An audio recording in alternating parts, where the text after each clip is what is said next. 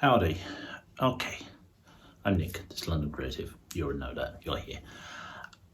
I'm in the midst of making one called In the Waterfall, which is a project set up from the Discord, which you'll get to see in a couple of weeks. But today, well, basically, like everything else in this country, the price of Sculptamold has gone through the roof. So I'm going to try and make my own. Now, I've watched a guy called Luke at APS, did a video about 5 years ago, and he made it, basically it's paper mache with casting clay. So I'm going to try it. I'm going to see how it goes. I'm going to take you along for the ride and see how much of a disaster and how much of a mess I can make, because it's what I do. So this is trying to make your own Sculptamold 2023 version. Okay, I have a bag of fine casting plaster, a massive tissue, and I've got some cheap toilet roll, and a plastic box. I'm going to fill this up with some water. We'll start with that. It's about 1 inch deep. Shred and tear all this. I'm basically making paper mache. This cost me £4, £2 for a pack of toilet rolls, and 12 quid for a blender. We shall see how we do.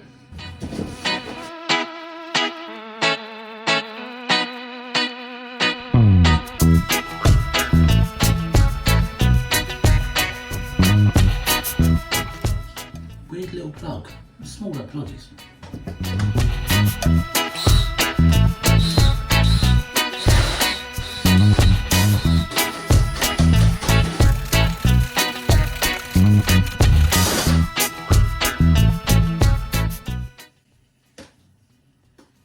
This is fizzing.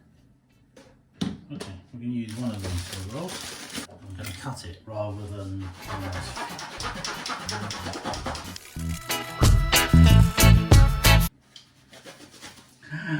ow!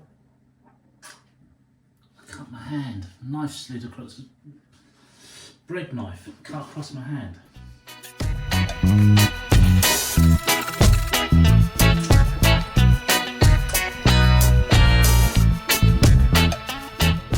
Blood.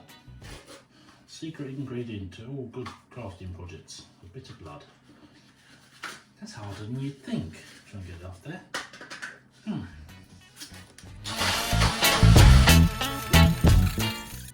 These are only a cheap one, it's probably going to blow up. So it looks like that. Paper mache. Lumpy wallpaper paste. Okay, take a colander. This is one I used for painting on, you can tell. Sink. Take your stuff, because there's a fair amount of excess water in this. I'm just going to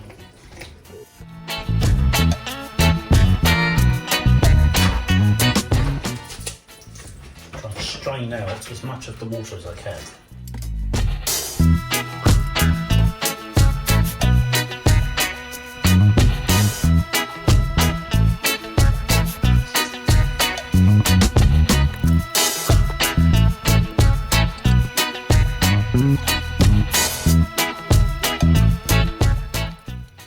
Do remember, put your sink protectors in when you do this, because, well, some of the paper mache pulp, whatever, will get through and block your sink up if you're not careful.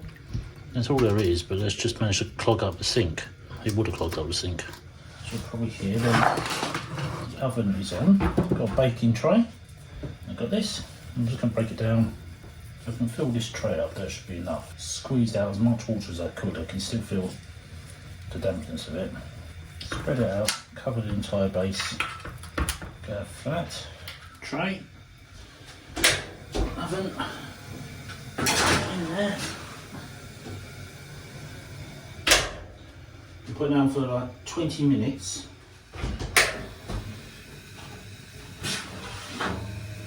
Ooh. We have steamed paper. What I'm going to do is dump it back into the thing, just squeeze it around a bit.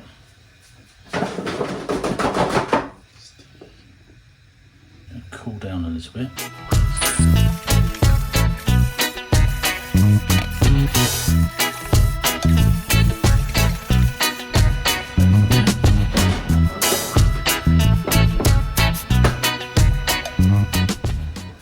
I'm back in for another 20 minutes.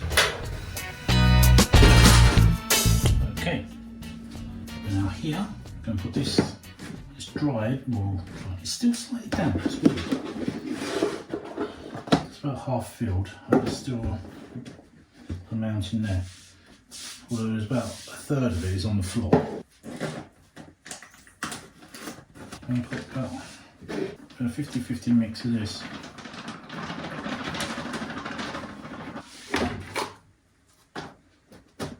Done, and then you guarantee that this lid will explode or something and it'll go everywhere. And then what you do is you take it like this and it's half and half. You shake, shake, shake, shake, shake, shake it out. Or you shake it up, baby. Shake it up, baby. It's something like that. There. Now, next step is to try it. Okay, I've left this to settle, so I'm giving it another. And there's a little bit of water there. Oh, it fizzles.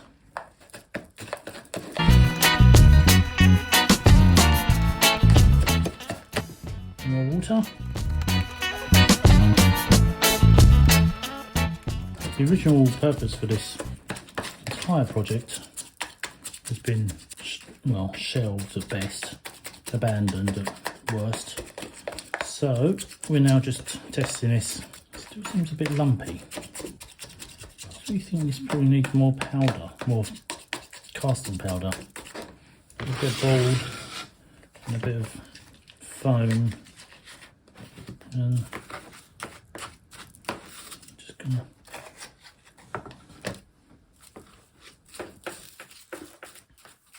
I think it needs more powder or more casting clay. It's a bit heavy on the water there. Right, well there you go, that's it in place, in situ. It's a bit inconsistent with the moisture, but I think that's practice. And it's a bit lumpy, a bit rocky ground, but I think there's levels of how smooth you can get. I should think more clay, less rubble. There's a fair bit of lump at the bottom there. Or you could just do that. Right, well, let's see how it goes when you dry mix it. You don't get any of these smart, smooth, perfectly made videos here. No, you get me throwing a bag of Sculptamold all over the table. So this has been left overnight and it's still spongy. It's kind of holding its form. I'm going to add more casting clay.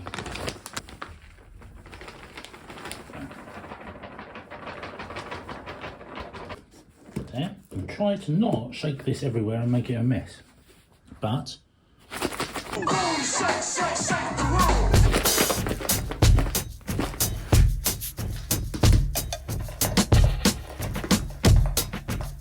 more water.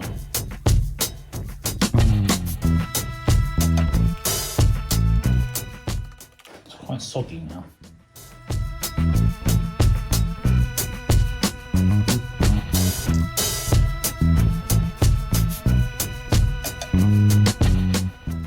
See how accurate I can get this rather than just wide terrain. See how well it dries.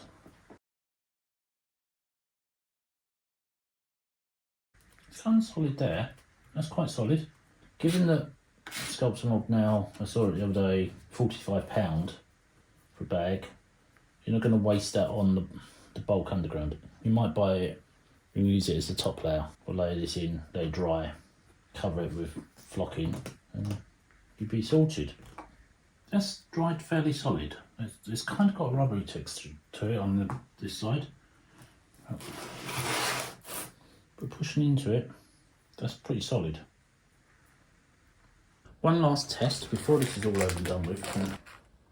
I'm going to add Cornflour. Has the same sort of consistency as the casting powder. Yay, there we go, it's a nice mess. Oh good, it's going everywhere. Good, good.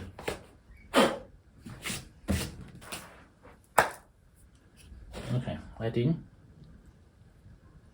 See, that's a bit more like a plaster. It's going to take longer to dry.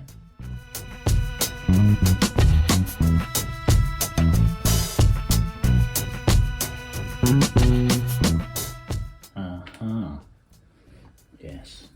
To give you more smoothness. Cornflour. Who would have known? It was an idea. We was bounding around ideas. What would make it nice and smooth and softer? Cornflour was suggested. It works. But that said, that works pretty well for general ground cover. I saw the bag of Sculptamold that's the thumbnail on eBay, £45 for a kilo. That's easily, I'd say that's 2 kilos there. And it cost me £12 for a blender, £4 for the powder, £1 for the toilet rolls, and so £1 for the cornflour. So 1, 2, 3, 4, £18 in total to make twice as much for a third of the money.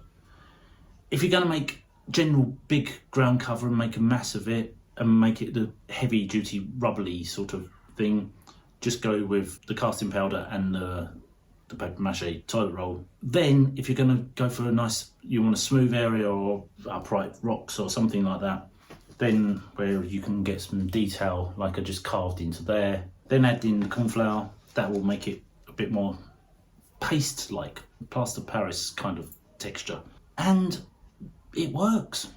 I'm glad I've done this. The thing I was making this for, well, you've probably seen I was allergic to, so that went out the window.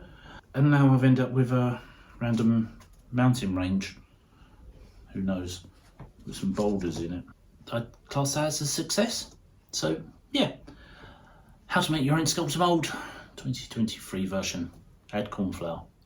Well, there we go. I hope that was useful and helpful. And if it was, please give this a thumbs up, and then it'll get spread out a bit more and maybe more people will see it. And hopefully this will be more helpful to more people. If you want to leave comments down below, have you tried it? Have you put cornflour in? That's a question. What have you used to make it smoother? And yeah, if you aren't subscribed, and like 90% of people aren't subscribed to this channel, they're watching it and then buggering off, never to see me ever again, please hit the subscribe button and come back each time for more crafting, painting, making stuff, breaking stuff, burning stuff, you know, the usual sort of thing. And I'll be back next time with another project. So until then, bye.